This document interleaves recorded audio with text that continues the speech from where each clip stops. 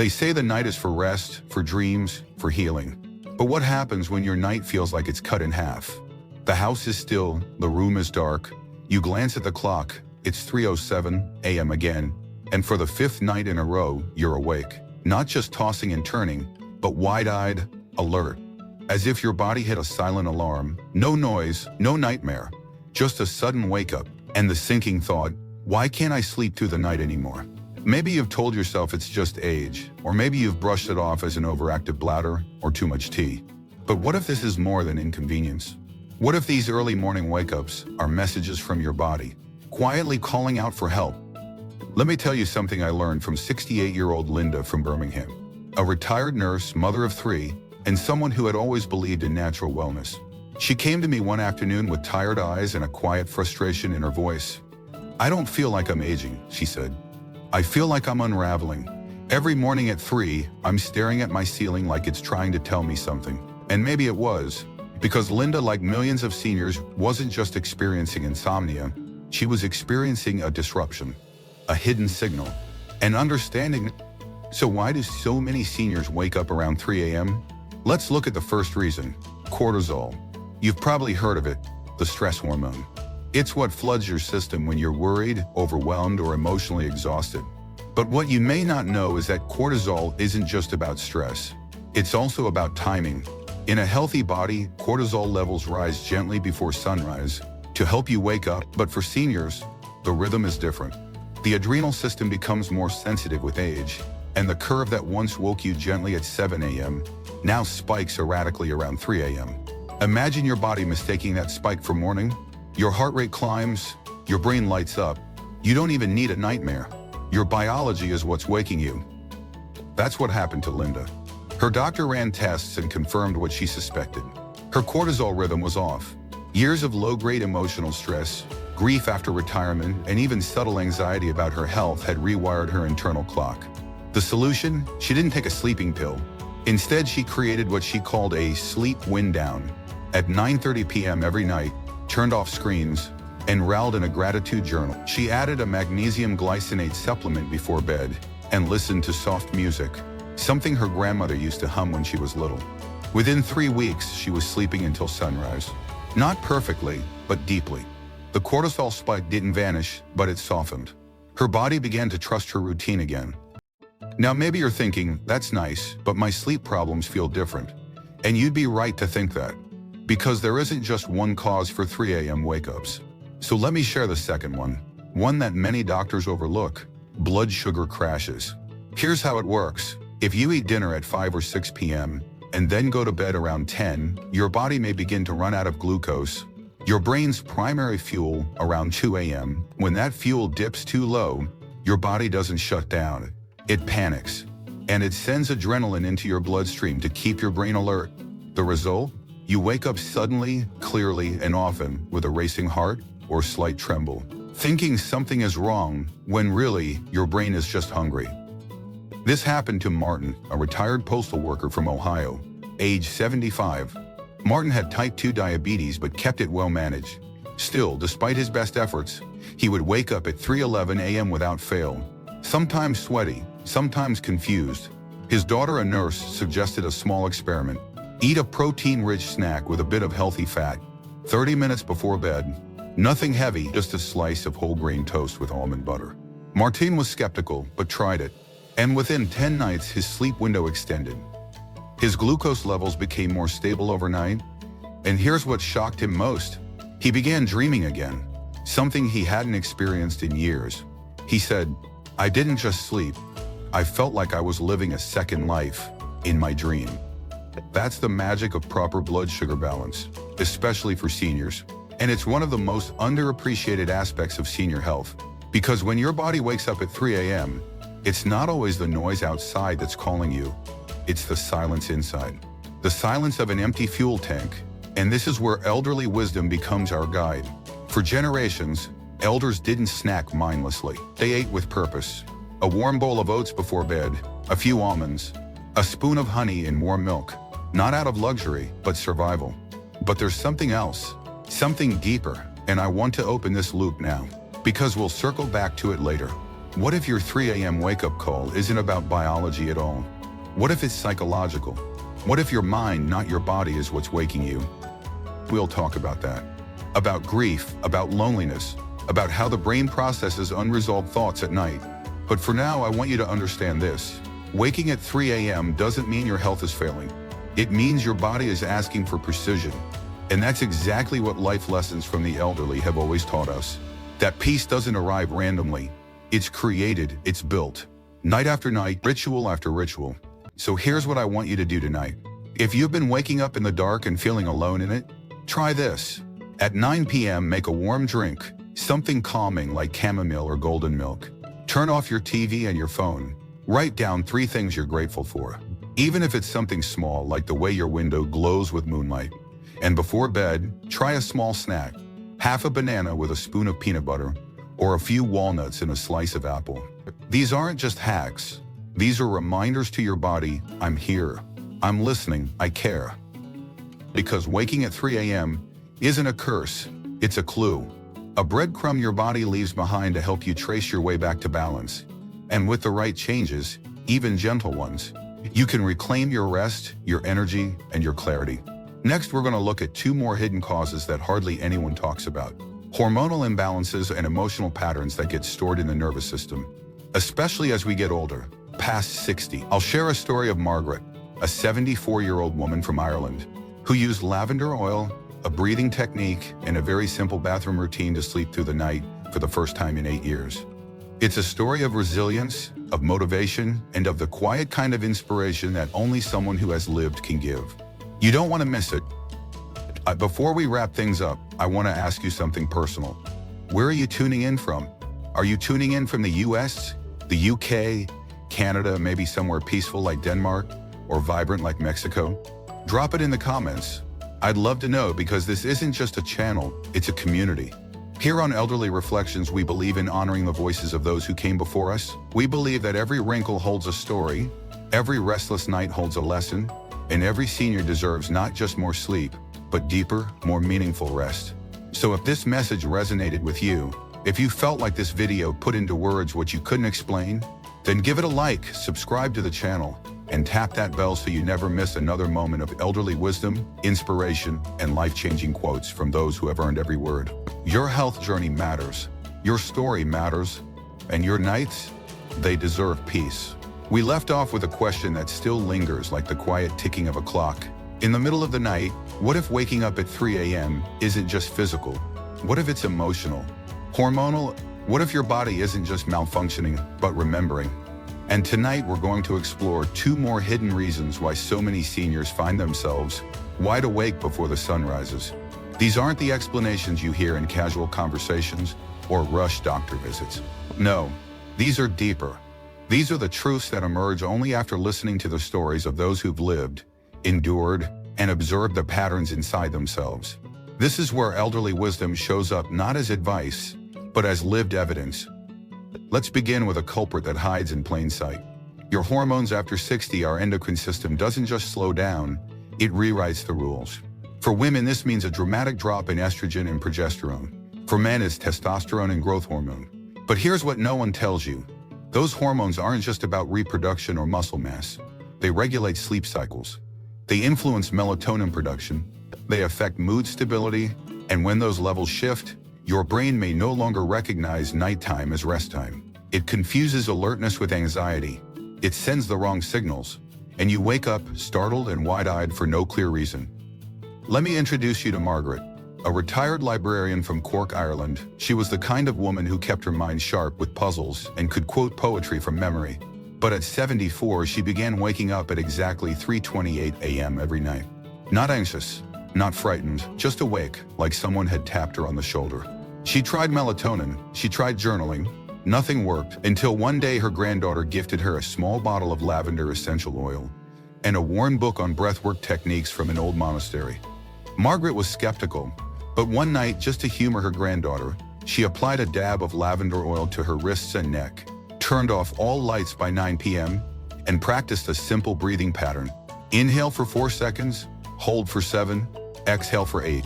She did it 5 times, then let herself drift. For the first time in 8 years, she woke up to daylight. What happened? Lavender triggers the parasympathetic nervous system. It calms the fight or flight response tied to hormonal spikes.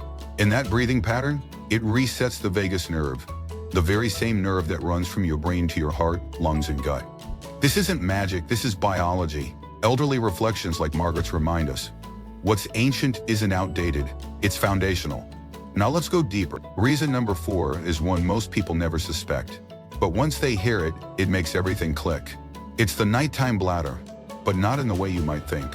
Yes, the need to urinate can wake you. But what many seniors don't realize is that frequent nighttime urination, called nocturia, is often not a kidney issue, it's a heart signal. Here's the science. When you lie down, fluid from your lower legs, especially if you've been sitting or standing all day, finally returns to the heart and kidneys. For someone over 65, that surge can overwhelm the system. And what does the body do with excess fluid? It tells your bladder to get rid of it. Suddenly you're up. 3 a.m., bathroom trip? Again, but here's the key insight. This isn't just about fluid, it's about circulation. It's about how your body redistributes energy during rest. And if your heart is struggling, even suddenly, to handle these shifts, your sleep suffers. Not because you drank too much water, but because your system is overwhelmed by its own art. I want to share the story of Thomas Legat, a 77-year-old piano teacher in Amsterdam. He had given up on sleeping through the night. For years, he woke twice, sometimes 3 times, always needing to urinate. His doctor told him to drink less water. But his granddaughter, a med student, asked him one simple question. How often are you elevating your legs before bed? He laughed. That night, she had him lie down at 7 p.m. with his feet on a pillow above heart level for 20 minutes. Then he got up, walked a bit, brushed his teeth, and went to bed. He still woke once.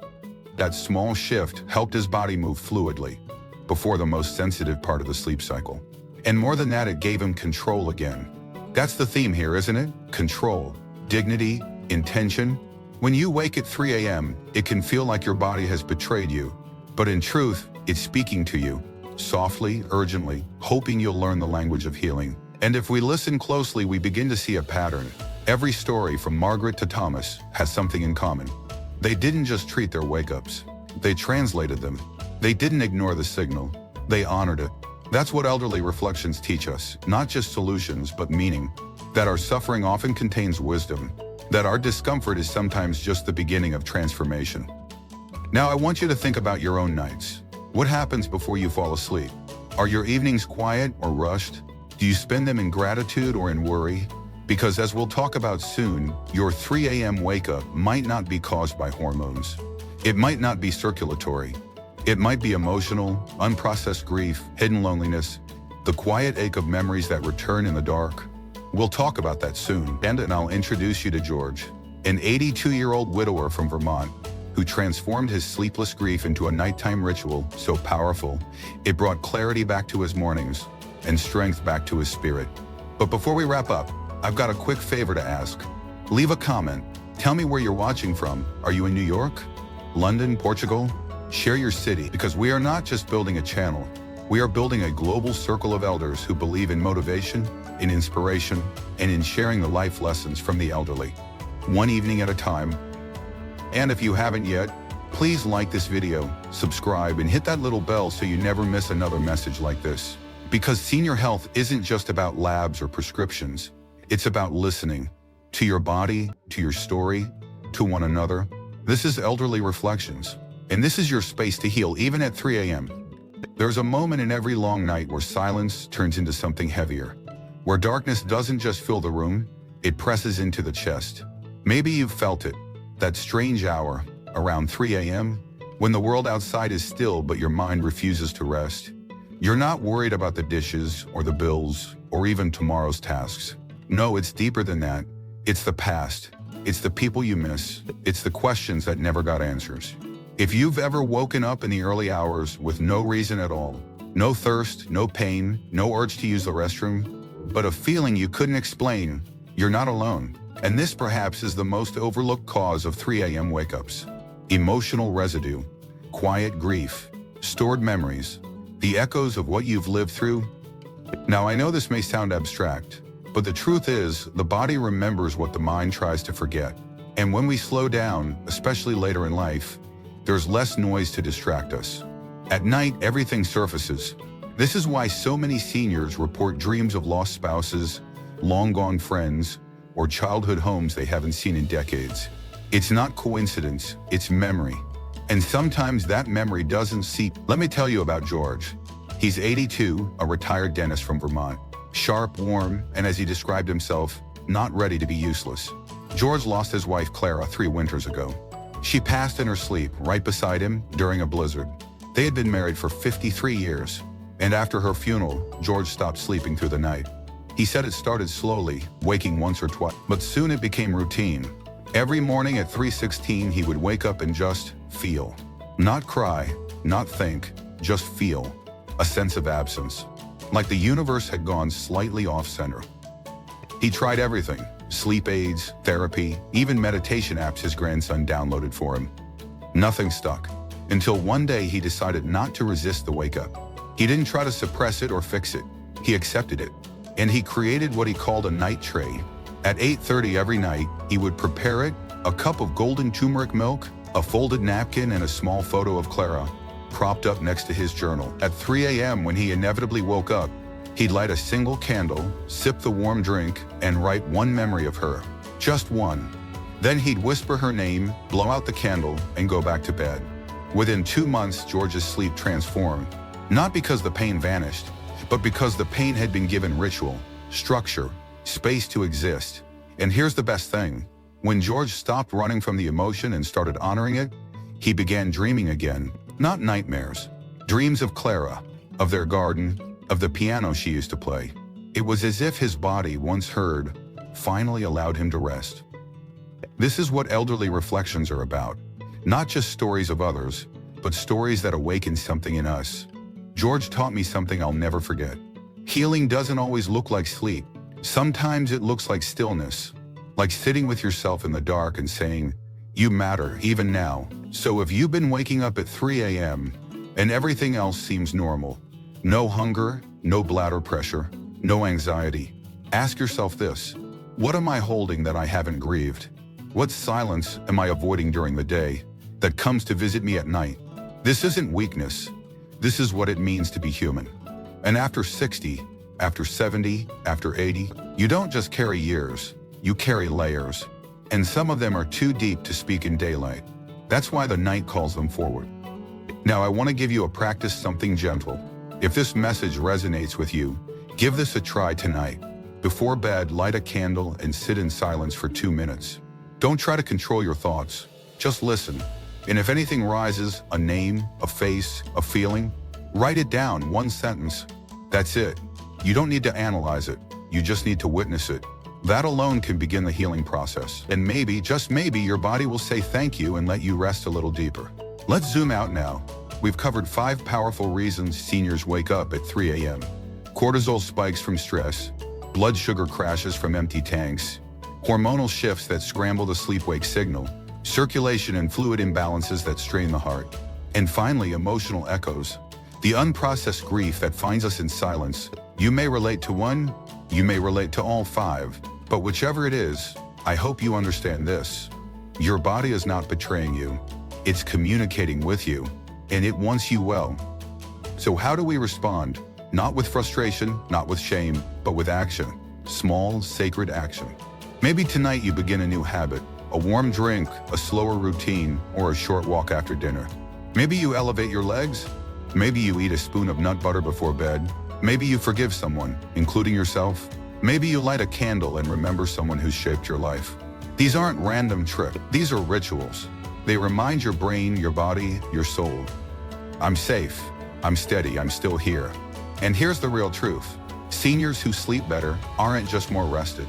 They're more resilient. They fight illness better. They retain memories longer. They move with more purpose. And most importantly, they live with more clarity. Not just existing, but living. Before we end, I want to ask you something from the heart. If this video's helped you, even in some small way, please let me know. Comment below and tell me, where are you watching from? Are you in Ireland, Canada, the Philippines? Let's make this space more than a video. Let's make it a conversation, a movement, a circle of support for anyone over 65 who refuses to believe that aging means fading. And if you haven't already, Please like this video, subscribe to the channel, and tap that bell so you never miss a story, a strategy, or a reflection that could change your night and your life.